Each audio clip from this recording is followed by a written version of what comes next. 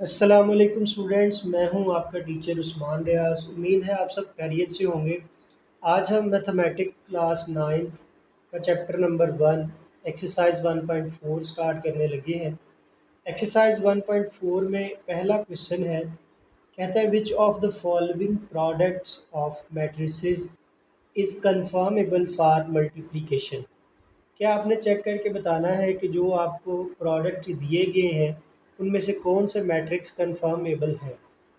तो उसके लिए एक बात याद रखें कि अगर फर्स्ट मैट्रिक के number of columns is equal to हो सेकंड मैट्रिक की नंबर ऑफ़ रोज़ के, तो हम कह सकते हैं कि ये दोनों मैट्रिक्स जो हैं कन्फर्मेबल फॉर मल्टीप्लिकेशन है। तो चलिए चेक करते हैं। सबसे पहले हमारे पास पहला पार्ट है, तो वो है मैट्रिक्स हमें गिवन है 1 -1 0 और 2। ये फर्स्ट मैट्रिक है। Second matrix -2 and 3। तो हमने सिर्फ यस और नो में बताना है कि ये कंफर्म है कि नहीं। तो उसके लिए चेक कर लेते हैं।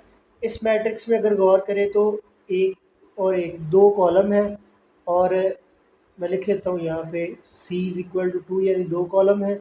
और इस मैट्रिक्स में रोज़ अगर आप देखिए तो R1 और ये R2, दो ही रोज़ हैं। इसका मतलब number of column is equal to है नंबर ऑफ़ रोज़ के। तो आप लिख दें कि जी हाँ, ये कन्फर्मेबल है फॉर मल्टीप्लिकेशन, क्योंकि फर्स्ट मैट्रिक में number of column is equal to है सेकंड मैट्रिक के नंबर ऑफ़ रोज़ के, तो ये मल्टीप्लाई हो सकते हैं। इसी तरह से दूसरा पार्ट है। दूसरे पार्ट में आप देखें कि पहले मैट्रिक्स में दो ही कॉलम हैं और दूसरे मैट्रिक्स में दो ही रोज़ हैं। इट मीन्स कि रोज़ एंड कॉलम्स जो हैं वो बराबर हैं। तो ये भी यस है, यानी कि ये कंफर्मेबल है फॉर मल्टीप्लिकेशन। थर्ड पार्ट देखें। थर्ड पार्ट के मैट्रिक्स फर्स्ट में हमारे पास सिंगल कॉलम है, यानी कि कॉलम इज़ इक्वल टू 1 है इन थर्ड पार्ट। तो लेकिन दूसरे मैट्रिक्स में रोज़ जो हैं वो दो हैं, यानी आर इज इक्वल टू 2 है। इट मीन्स कि column is not equal to है रोज़ के। तो आप कह देंगे कि ये मैट्रिक्स जो है ये मल्टीप्लिकेशन के लिए कंफर्मेबल नहीं है। इसी तरह से फोर्थ पार्ट है आपका। फोर्थ भी बच्चों कंफर्मेबल है। वो इसलिए कि फर्स्ट मैट्रिक में आपके पास दो कॉलम हैं और सेकंड में भी दो रोज़ हैं, तो इसलिए ये भी यस है।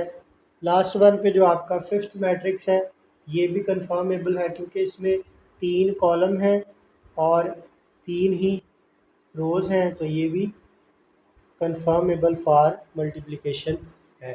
तो इस तरह से आपका पहला पार्ट कंप्लीट हो चुका है। बहुत आसान सवाल है, सिर्फ आपने देख के ही बताना है कि मल्टीप्लिकेशन हो सकती है इनकी या नहीं।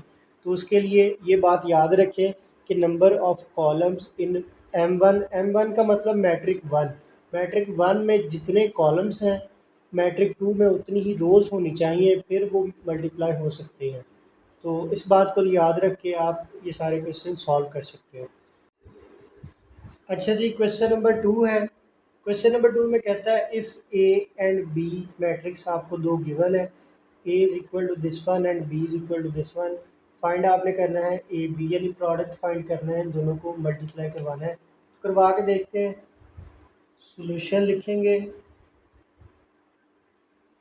A B. सबसे पहले चेक कर लें कि ये मल्टीप्लाई के लिए कंफर्मेबल है या नहीं। तो उसका कुलिया आपको पहले ही बता चुके हैं कि फर्स्ट मैट्रिक के नंबर ऑफ़ कॉलम आपने देखने हैं। तो फर्स्ट मैट्रिक में नंबर ऑफ़ कॉलम हमें पता है कि दो हैं, यानी दो कॉलम है फर्स्ट मैट्रिक में। और सेकंड मैट्रिक में नंबर ऑफ़ रोज़ देखनी है, तो दो ही रोज़ हैं, यानी कॉलम और मैट्रिक्स दोनों बराबर हैं, इसलिए ये मल्टीप्लाई हो सकते हैं। तो इनको मल्टीप्लाई करवा लेते हैं। First matrix as it is लिख लें, 3 0 -1 2 एंड सेकंड मैट्रिक्स 6 5। मल्टीप्लाई करवाने का बच्चों तरीका ये होता है कि फर्स्ट रो को फर्स्ट कॉलम के साथ मल्टीप्लाई करवाते हैं, फिर सेकंड रो को फर्स्ट कॉलम के साथ, इसी तरह से इसमें सिर्फ एक ही कॉलम है तो दोनों रोज़ को हम इसी कॉलम से मल्टीप्लाई करवा लेंगे। तो चलिए देखते हैं। 3 मल्टीप्लाई होगा 6 से, दरमियान में प्लस, 0 मल्टीप्लाई हो जाएगा 5 से, एंड इसी तरह से -1 जो है ये मल्टीप्लाई होगा 6 से, दरमियान में प्लस, और 2 मल्टीप्लाई होगा 5 से।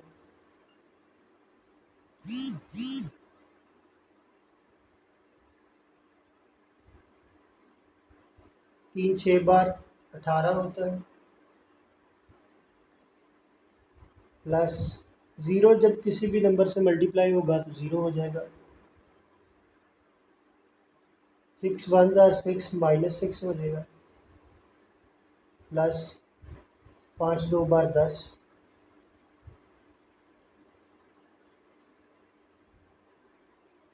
18 में 0 ऐड करें तो 18 ही रहेंगे, प्लस माइनस ये माइनस हो जाएगा, 10 में से 6 माइनस करें तो 4 बचते हैं।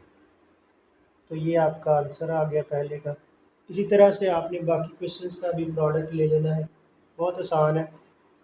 अब इसका पार्ट बी है, वो है बी ए। इसमें आपने पहले बी को रखना है, फिर ए को रखना है, और दोनों का प्रोडक्ट लेना है, लेकिन पहले चेक करना है कि ये कन्फर्मेबल भी है या नहीं। तो अब हमारा जो फर्स्ट यहाँ पर मैट्रिक कंसीडर हो रहा है वो बी मैट्रिक हो रहा है, और सेकंड पे हमारे पास मैट्रिक ए आ रहा है। तो हमने अब बी मैट्रिक्स के कॉलम्स को देखना है। बी मैट्रिक्स के कॉलम ए मैट्रिक्स की रोज़ के इक्वल होने चाहिए, फिर ये दोनों प्रोडक्ट लिए जा सकेंगे। तो चेक करते हैं। बी मैट्रिक्स में हमारे पास सिंगल रो है, सॉरी सिंगल कॉलम है। तो बी मैट्रिक्स में कॉलम इज इक्वल टू 1 हो गया, और ए मैट्रिक्स में देखें तो 2 रोज़ है, यानी ये फर्स्ट रो और ये सेकंड रो। लेकिन यहाँ पर सिंगल कॉलम है तो इनका ऑर्डर जो है वो सेम नहीं बन रहा, इसलिए ये मैट्रिक्स जो है नॉट कन्फर्मेबल फॉर मल्टीप्लिकेशन। आप लिख दें not possible, not possible because ये number of column is not equal to है number of rows। ठीक है जी। तो ये आपका क्वेश्चन 2 भी कंप्लीट हो चुका है। इसी तरह से मल्टीप्लाई करना है। नेक्स्ट क्वेश्चन भी तकरीबन प्रोडक्ट के ही हैं सारे, तो वो भी सेम एज इट इज़ ही होंगे। तो करके देखते हैं। क्वेश्चन 3 का पहला पार्ट करने लगे हैं। पहला पार्ट है फाइंड प्रोडक्ट। तो प्रोडक्ट फाइंड करना है हमने, जैसे पीछे मल्टीप्लाई करवाया, इधर भी वैसे ही मल्टीप्लाई करवाना है। तो करवा लेते हैं। सॉल्यूशन लिखेंगे। 1 मल्टीप्लाई हो जाएगा 4 के साथ,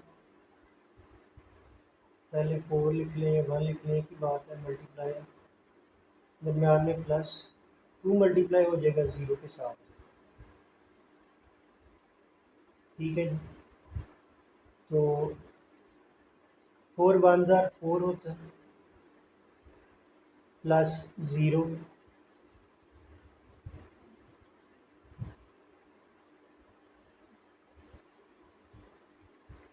0 प्लस 4 4।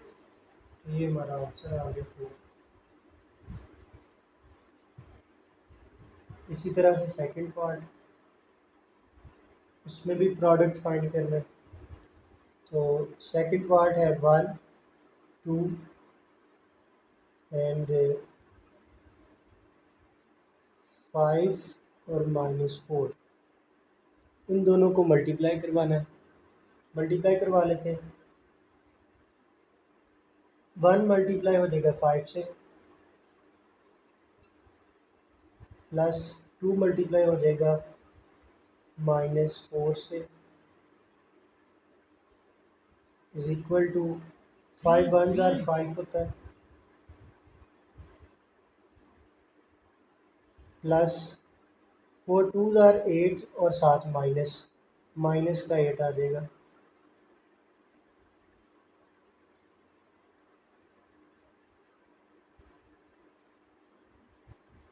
5 प्लस माइनस माइनस -8, तो दिस इम्प्लाइज दैट 5 में से 8 माइनस नहीं हो सकते, लेकिन 8 में से 5 तो हो सकते हैं ना, प्लस माइनस माइनस हो जाएगा, तो पीछे रह जाएगा माइनस का 3। तो ये हमारा आंसर आ गया। ठीक है जी। थर्ड पार्ट है, थर्ड पार्ट में भी इसी तरह करना है, आपने मल्टीप्लाई करवाना है। तीसरा पार्ट है जी, 3 मल्टीप्लाई हो जाएगा 4 के साथ, -3 मल्टीप्लाई बाय 4 प्लस 0 0 से मल्टीप्लाई होगा तो वो 0 ही रहेगा।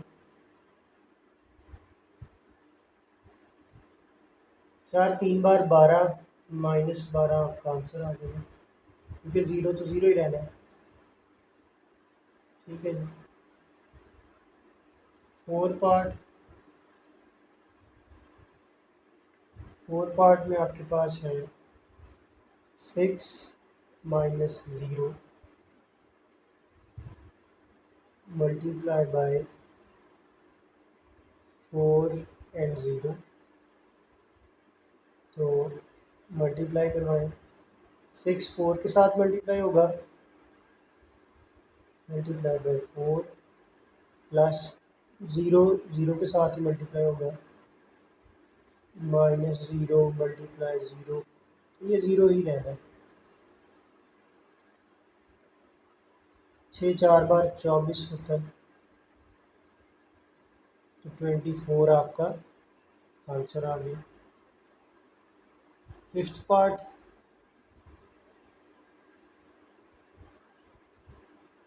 फिफ्थ पार्ट में आपके पास मैट्रिक्स गिवन है 1 -3 6 2 0 -1, मल्टीप्लाई करवाना है आपने 4 5 0 और -4 के साथ। ठीक है जी। इन दोनों का आपने प्रोडक्ट लेना है, मल्टीप्लाई करवाना है। सॉल्यूशन लिखेंगे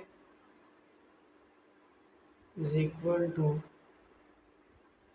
फर्स्ट रो को फर्स्ट कॉलम के साथ मल्टीप्लाई करवाना है, यानी 1 मल्टीप्लाई कराएंगे 4 के साथ, sorry 1 multiply by 4 plus first element को फर्स्ट के साथ मल्टीप्लाई करा दिया। अब इस एलिमेंट को यानी 2 को मल्टीप्लाई कराएंगे 0 के साथ, 2 मल्टीप्लाई बाय 0। यह आपकी फर्स्ट रो का काम ख़त्म हो चुका है। अब आ जाए फर्स्ट रो सेकंड कॉलम। अब इसी रो को इस कॉलम के साथ मल्टीप्लाई करवाना है, यानी 1 मल्टीप्लाई होगा 5 के साथ, दरमियान में प्लस, 2 मल्टीप्लाई हो जाएगा -4 के साथ। ठीक है जी। इसी तरह से ब्रैकेट लगा लें। अच्छा जी। अब सेकंड रो फर्स्ट कॉलम और सेकंड कॉलम, जैसे इस तरतीब से हमने मल्टीप्लाई करवाया ना, इसे भी वैसे ही करवाएंगे। -3 मल्टीप्लाई हो जाएगा 4 के साथ और प्लस 0 मल्टीप्लाई बाय 0। इसको लिखने की ज़रूरत नहीं होती, वैसे ही 0 ही आना है, तो इसका कोई इशू नहीं है। अब यही रो रहेगी और कॉलम चेंज हो जाएगा, यानी -3 मल्टीप्लाई 5 प्लस 0 मल्टीप्लाई बाय -4। ठीक है जी। इसी तरह से अब लास्ट रो हमारी है, इसको मल्टीप्लाई करवाएंगे फर्स्ट कॉलम के साथ, फिर सेकंड कॉलम के साथ। 6 मल्टीप्लाई हो जाएगा 4 के साथ प्लस माइनस सॉरी 6 मल्टीप्लाई हो गया 4 के साथ, -1 मल्टीप्लाई होगा 0 के साथ और दोबारा 6 मल्टीप्लाई हो जाएगा 5 के साथ, दरमियान में प्लस आ जाएगा। -1 मल्टीप्लाई होगा -4 के साथ। ठीक है जी। अब इनको मल्टीप्लाई करवा लें। 4 एक बार 4 होता है, 2 जब 0 से मल्टीप्लाई होगा तो 0 हो जाएगा। इसी तरह से 5 एक बार 5 और 4 दो बार 8 और ये माइनस का 8 इसको इस प्लस को माइनस कर देगा, या इस तरह लिख लें एक दफ़ा -8 ब्रैकेट में लिख लिया। अच्छा जी, 4 तीन बार 12 तो -12 हो गया प्लस 0। 5 तीन बार 15 -15 प्लस 0। 6 चार बार 24 होता है प्लस 0। 6 पाँच बार 30 प्लस 4 एक बार 4 माइनस माइनस प्लस हो जाएंगे तो +4। ठीक है जी। इसी तरह से मज़ीद इसको सॉल्व करते हैं। 4 + 0 4। ठीक है जी। और ये -12 वैसे का वैसे ही, और ये 24 भी वैसे का वैसे ही। और इधर प्लस माइनस माइनस हो जाएगा। 8 में से 5 माइनस करें तो -3 बचता है। ये -15 15 वैसे ही आ जाएगा। 30 + 4 34 हो जाएगा। तो यही आपका आंसर है।